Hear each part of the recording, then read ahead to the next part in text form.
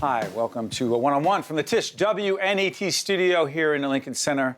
We're honored to have Deborah Roberts, the co-author of a terrific book called Been There, Done That. Who'd you write it with? A guy at another network. The great Al Roker from NBC's Today Show. Hey, how's his career going? Well, you know, he's kind of busy today, so unfortunately he couldn't be here. He's got to find work. Traveling. Yeah, he's got to find some work. Somebody's got to support the family. Yeah, right. You guys are terrific. And I was just telling you right before we got on the show that I was watching a great piece you did over at ABC on 2020. We'll talk about that later. Can we talk about this book? Been There, Done That is all about? It's about marriage, it's about relationships, it's about career, it's about family, it's about life. It's about the sort of messiness and unpredictability of life and kind of trying to roll with the punches and come out and feel optimistic. Deborah, this was your idea, the book. It was my idea. Did Al say yeah right away? No way. Al said, are you kidding me?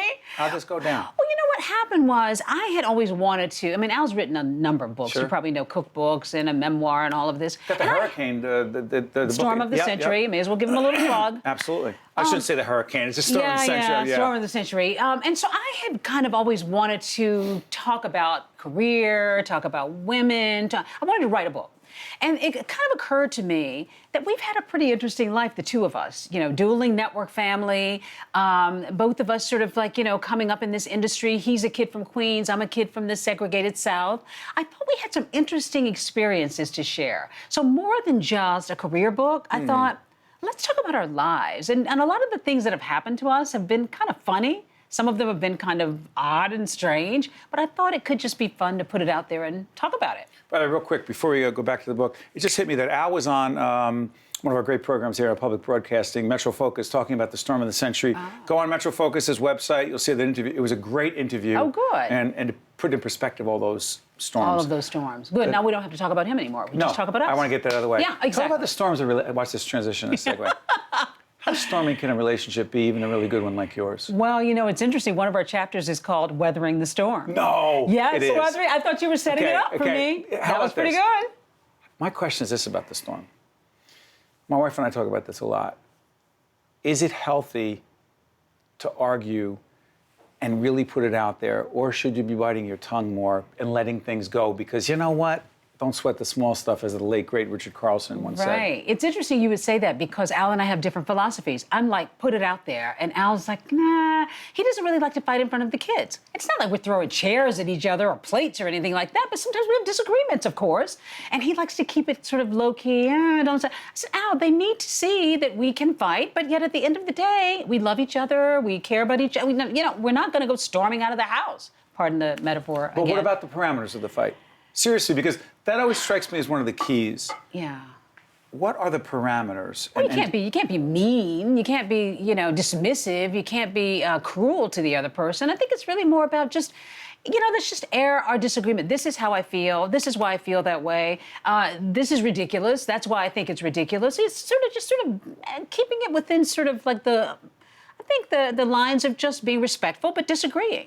How much of it is trying to step back? I mean, both of you have such extraordinary careers in this incredibly competitive is a ridiculous word because it's so much more than competitive. Right. Yeah, demanding. Demanding, and also the rejection. I mean, no one really knows what anyone deals with, but since you've had such successful careers, we wouldn't know about the rejections. We wouldn't know about the disappointments. But let's just assume this. Let's assume they're there.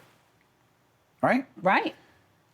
How have you dealt with those pieces of it since both of you are in it? Well, that's one of the things I wanted to talk about in the book. Not just like celebrating like all the happy victories and all of that. Aren't we great? No, we're not so much. Our book is really more about like all the stumbles and the disappointments. There's a chapter in there where I talk about a big decision I had to make at ABC News about my career. And I had just had my daughter. I had a couple of miscarriages. I finally, through IVF, we got pregnant. I was so excited. And then I had a great opportunity for an anchor gig offered. And I said no, because at that moment I was feeling such excitement over having this child, and I was nervous about trying to figure it out. And I sort of regretted that. And I talked about Hold on, you regretted the decision? Well, I regret it just making a decision that was going to affect my career for a little while. I never regretted wanting to be home with my daughter. And the story really was about making peace with a decision, because we make decisions in our careers all the time. But that was very disappointing to me, because I didn't get some big assignments for a while after that. And I felt like I had to sort of fight my way back so that I didn't have this perception of being on the mommy track. And some friends said to me, wow, that was pretty bold. I can't believe you put that out there. You know what?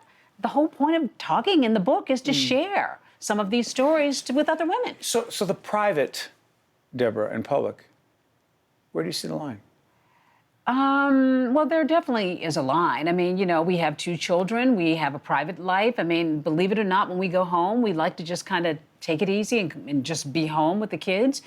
We have a house upstate New York where we kind of run to sometimes on the weekends just to sort of get away from it all. You don't put the address out. No way. I won't even tell you where it is, upstate New York. There's a big upstate New York. It's a big upstate. Go try to find upstate. it. Go try to find it. But we try to keep the private part there because both of us are so public, and Al in particular, morning television.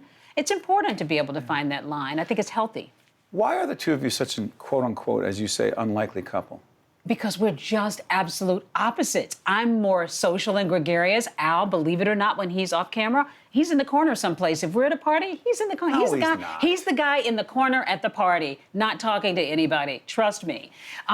He's a little more withdrawn that way. I'm a little bit more of I think a person who likes to live life in a kind of a big fun way, and Al's a little bit more retiring. We're very, very different people. But when you first met him, yeah. and he first expressed, I don't know who expressed interest. Did he? Of course. Did you say, that's it, let's do it? I said, get out of here. You're a nice guy. Leave me alone. You did do that. You did. Of course I did that. And if he were here, he would say, I wore her down over time. I liked him. He was a nice guy, but I didn't think of him in any romantic way. He was a friend. We kind of hit it off at work, talking about work and stories and things like that, but that was it. And then over a course of a year or 2 or so, I had relationships that I had dated people, things didn't work out. I kept looking for who I thought was that perfect person, wasn't working out, whatever, long distance romances. And then finally, this guy is in front of my face, just such a nice, wonderful, warm, kind, caring guy. And one day I just kind of went, you're staring at a really good guy here. What was it? Common ground. Oh gosh, common ground. Well, he's from a large family with really strong family values. I'm from a large family too, from the South, very strong family values. So that really kind of knitted us together. I mean, this is a guy who was so close to his mom and dad out in Queens, used to go and see them on Sundays. Yeah. And I thought, he's really a good guy. And also too, at the end of the day, we both just like to, take it easy and, go to movies, go to theater, or just, whatever. We just had a lot of really basic kind of values in common. You talk about values a lot, and so much of the book is about, I don't even know if I want to call them traditional, but they are values and connected to family. I'm curious about something, and I bet a lot of people watching right now are curious about this as well. You grew up in the South. Mm-hmm. You're here, and we are literally here at 66 and Broadway, and your office, tell everyone where it is? Right across the street. You could almost see my window from here, almost. Isn't that crazy? It's crazy. Right? So you're here in Manhattan.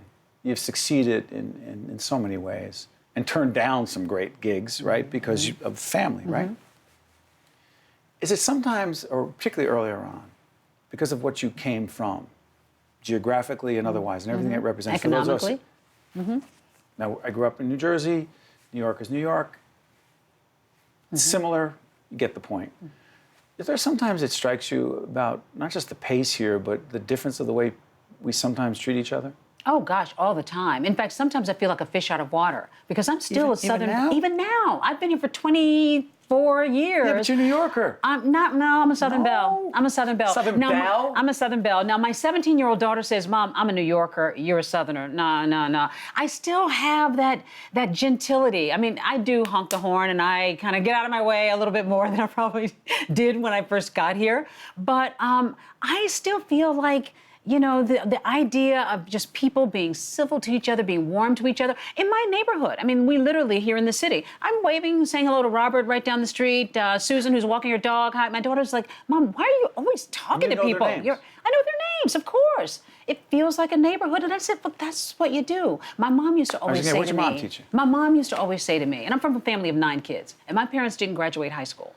and they wanted more for their kids, and they had a real drive for their children, and they also wanted to instill really strong values. And my mom used to always say to me, yeah, Ben and Ruth, the time of day belongs to everyone. So, well, what does that mean? The time of day, you know what she's saying? And I thought about it today when I was walking past a homeless guy in the street, and I smiled, and he smiled. My mom really felt like, I don't care how high you are or how low you are, everybody deserves acknowledgement. Everybody deserves a good morning, good evening, the time of day.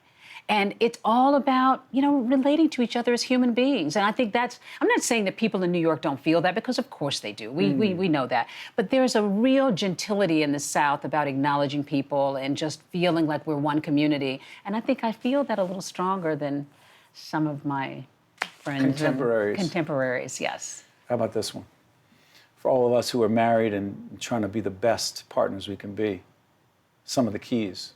Well, I mean, I have to tell you, I don't think I have it figured out. One of the keys is knowing that you don't have it figured out, and there's no perfect marriage, there's no perfect relationship. We're blowing it all the time. I was mad with Al yesterday, like, stop calling me, I'm busy, boom.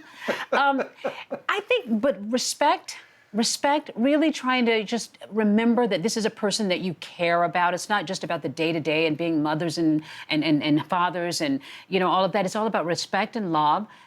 Trying to keep some romance alive. I mean, we will make a date sometimes. Sometimes we'll go and get a hotel room here in the city just to get away from the kids. But just to try to remember, like, we do connect, because we're so busy running around every day trying to do all these different things. So I think trying to really connect to each other and stay connected, and, just remembering at the end of the day, you do love each other. No matter what's going on in the relationship, you do love each other. You got to remember that. You feel fortunate? Oh my gosh, I feel blessed. I feel blessed all the time. And there are times that, literally, when I'm walking into the office to go to work right across the street there, I pinch myself. I'm thinking, I can't believe I'm living this life, or I'm living this dream. I used to sit on my carpet in my den watching Walter Cronkite say, and that's the way it is, dreaming that I would work on network television as a kid, and watching Barbara Walters and thinking, one day I want to work on her show. And you're here. And I did. I mean, please, can you imagine? No. Blessed. Well, I'll tell you what, we feel, I don't feel it's overusing the word or using it appropriately. We feel blessed to have you here. Well, thank you. Have terrific people like you sit in that seat and join us on public broadcasting. And purple, I like this. Yeah. Nicely works, done. Right? And by the way, you can't tell, but this studio is about 56 degrees. And Deborah is so tough. Gail King complains. You saw that she said, and Tamron Hall complains. Of course. So they all complain about how cold it is. Look at this. You're tough. No sleeves. Please. Tell your partner how he's welcome anytime. He can wear a sweater. It's okay, that too. He won't be as much fun. He will. Oh, see? Al Roker and Deborah Roberts. Been there, done that. Family wisdom for modern times. You are terrific. Thank you so much. Oh, so great. Wish you nothing but the best. It was a pleasure. Stay with us. We'll be right back, right after this. One-on-One with Steve Adubato has been a production of the Caucus Educational Corporation, celebrating over 25 years of broadcast excellence. This special edition of One-on-One with Steve Adubato is brought to you from the Tisch WNET studios at Lincoln Center. Funding has been provided by Virtua, Wells Fargo, Caldwell University, the New Jersey Education Association, Suez, Johnson & Johnson, and by Kessler Foundation. Transportation provided by Airbrook Limousine, serving the metropolitan New York, New Jersey area.